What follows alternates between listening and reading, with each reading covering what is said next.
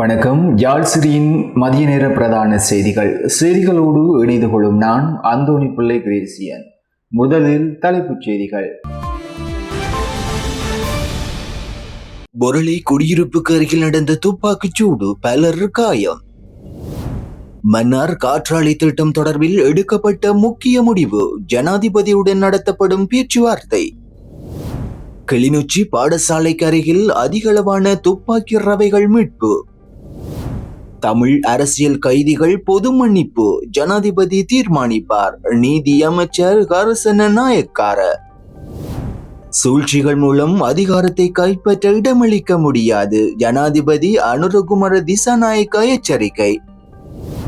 கூட்டணி அமைப்பது குறித்து முடிவை அறிவித்த தமிழக வெற்றிக் கழகத்தின் தலைவர் விஜய்.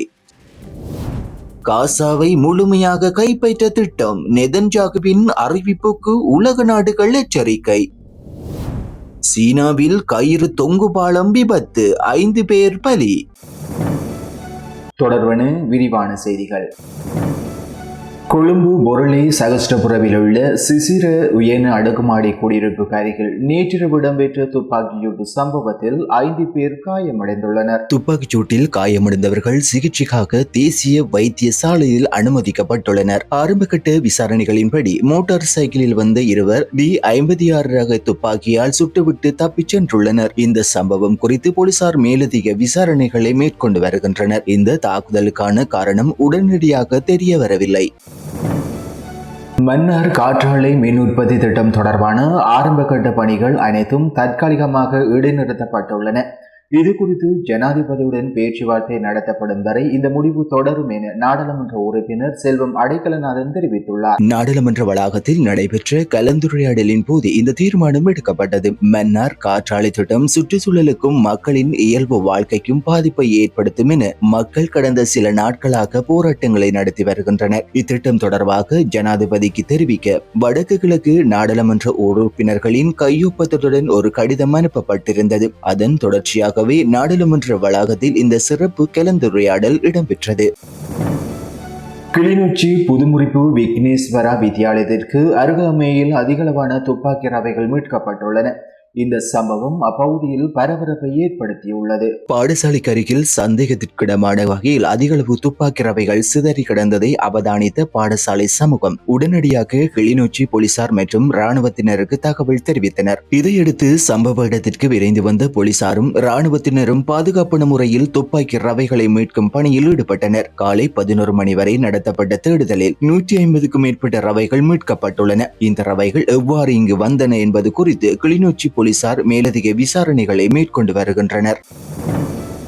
தமிழ் அரசியல் கைதிகளுக்கு பொது மன்னிப்பு வழங்குவது குறித்து ஜனாதிபதியே இறுதி தீர்மானத்தை எடுப்பார் என்றும் இதற்கு சாதகமான தீர்வு கிடைக்கும் என நம்புவதாகவும் நீதி அமைச்சர் கருசன நாயக்கார நாடாளுமன்றத்தில் தெரிவித்துள்ளார். சிறையில் நீண்ட காலமாக தடுத்து வைக்கப்பட்டுள்ள தமிழ் அரசியல் கைதிகளின் பொது மன்னிப்பு கோரிக்கையை தொடர்பாக அவர் இவ்வாறு கருத்து தெரிவித்தார். குறிப்பாக 30 ஆண்டுகளுக்கு மேலாக சிறையில் உள்ள கைதிகள் தொடர்பில் கவனம் செலுத்தப்பட்டு வருவதாக அமைச்சர் குறிப்பிட்டார். பயங்கரவாத தடை சட்டத்தின் கீழ் பல ஆண்டுகள் சிறையில் உள்ள சிலர் தொடர்பாகவும் அவர் குறிப்பிட்டார். இதில் கதிர்கர்ம தம்பி சிவகுமார், விக்னேஸ்வரநாதன் பார்த்திபன், கிருஷ்ணசாமி ராமச்சந்திரன், சண்முகலிங்கம் சூரியகுமார், ஜோன்சன் கொலின் லெவன்டினோ, சச்சிதானந்தம் ஆனந்த சுதாகர், AHM உமர் காதர், தங்கவேலு பிமலன், செல்வராஜா கிருபாகரன், தம்பியா பிரகாஷ் ஆகியோர் அடங்குவர். இவர்களில் சிலர் 30 ஆண்டுகளுக்கு மேலாக சிறையில் இருக்கின்றமை குறிப்பிடத்தக்கது. நாட்டில் சூழ்ச்சிகளை ஏற்படுத்தி அதிகாரத்தை கைப்பற்ற எவருக்கும் இடமளிக்க முடியாது என ஜனாதிபதி அனுரகுமார திசாநாயக்க தெரிவித்துள்ளார். நாட்டில் பொருளாதாரம் ஸ்திரமான நிலையை நோக்கி நகர்வதால் சிலர் குழப்பத்தை ஏற்படுத்த முயற்சிக்கின்றனர் என்றும் அவர் சுட்டிக்காட்டினார். நாடாளுமன்றத்தில் விசேட உரையொன்றை நிகழ்த்திய ஜனாதிபதி அந்நிய முதலீடுகள் மற்றும் ஏற்றுமதிகள் அதிகரித்துள்ளதால் வேலை வாய்ப்புகளும் பெருகி வருகின்றன என கூறினார். அரசு நிறுவனங்களை லாப திட்டங்களாக மாற்றுவதன் மூலம் நிதி கையிருப்புக்கு பாதிப்புகள் ஏற்படாது எனவும் அவர் நம்பிக்கை தெரிவித்தார். சூழ்ச்சிகளை ஏற்படுத்த முற்படுவர்கள் குறித்து அரசாங்கம் அவதானமாக இருப்பதாகவும் புலனாய்வு துறையினர் கண்காணிப்புகளை மேற்கொள்வதாகவும் ஜனாதிபதி குறிப்பிட்டார். அதேவேளை ஜனநாயக ரீதியான அரசியல் நடவடிக்கைகளை மேற்கொள்ளவும் பொதுமக்களை சந்திக்கவும் கூட்டங்களை நடத்தவும் எவ்வித தடைகளும் இல்லை என்றும் அவர் உறுதிப்படுத்தினார். அடுத்து சர்வதேச செய்திகள்.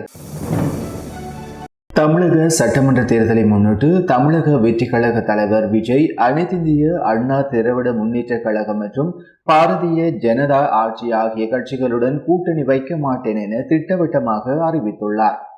மேலும் தமிழக வெற்றி கழகத்தின் முதலமைச்சர் வேட்பாளர் தான் என்பதில் எந்த சமரசமும் இல்லை என்றும் அவர் உறுதிப்படுத்தியுள்ளார். மதுரையில் நடக்கவுள்ள கட்சியின் 2வது மாநில மாநாட்டிற்கு தயாரிகை வரும் விஜய் ஒரு தனியார் தொலைக்காட்சி பத்திரிகையாளருடனான கலந்துரையாடலில் இந்த முக்கிய கருத்துக்களை தெரிவித்துள்ளார். தனக்கு எதிராக வரும் விமர்சனங்களை கண்டு தான் கலங்குவதில்லை என்றும் தனது பயணம் மாற்றத்தை நோக்கி இருக்கின்றது என்றும் அவர் கூறியுள்ளார். இது தமிழக அரசியல் களத்தில் ஒரு புதிய திருப்பத்தை ஏற்படுத்தும் என எதிர்பார்க்கப்படுகிறது. காசா பகுதியை முழுமையாக கட்டுப்படுத்த திட்டமிட்டுள்ளதாக இஸ்ரேல் பிரதமர் பெஞ்சமின் நெதன்யாகு அறிவித்துள்ளார். இந்த அறிவிப்பு ஹமாஸ் ஐக்கிய நாடுகள் சபை மற்றும் பல சர்வதேச நாடுகளிடம் இருந்து கடும் எதிர்வினைகளை ஏற்படுத்தியுள்ளது.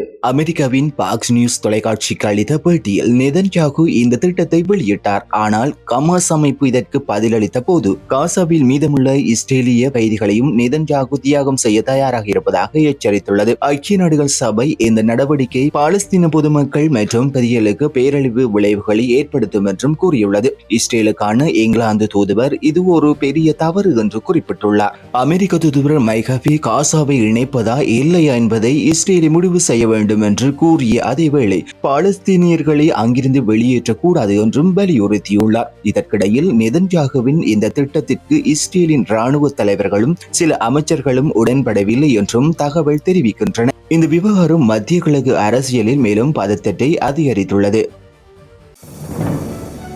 சீனாவின் சின்ஜியாங் மாகாணம் ஜிலி பகுதியில் உள்ள சியாட்டா சுற்றுலா மையத்தில் ஏற்பட்ட கயிறு தொங்கு பாலம் விபத்தில் 24 பேர் படுகாயமடைந்த நிலையில் 5 பேர் உயிரிழந்துள்ளனர்.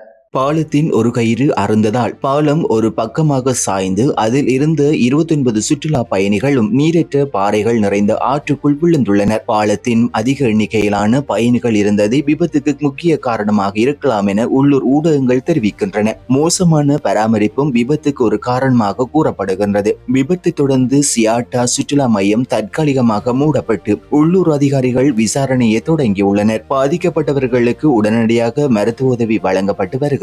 எதிர்காலத்தில் இதுபோன்ற சம்பவங்கள் நடக்காமல் இருக்க பாலத்தின் பாதுகாப்பு அம்சங்கள் மறு ஆய்வு செய்யப்பட உள்ளன. இத்துடன் யாழ்சிரியின் மதிய நேர பிரதான செய்திகள் நிறைவடைகின்றது. உடனுக்குடன் செய்திகளை அறிந்து கொள்ள யாழ்சிரி மீடியா இணையதளத்துக்கு பிரவேசியுங்கள். நன்றி, வணக்கம்.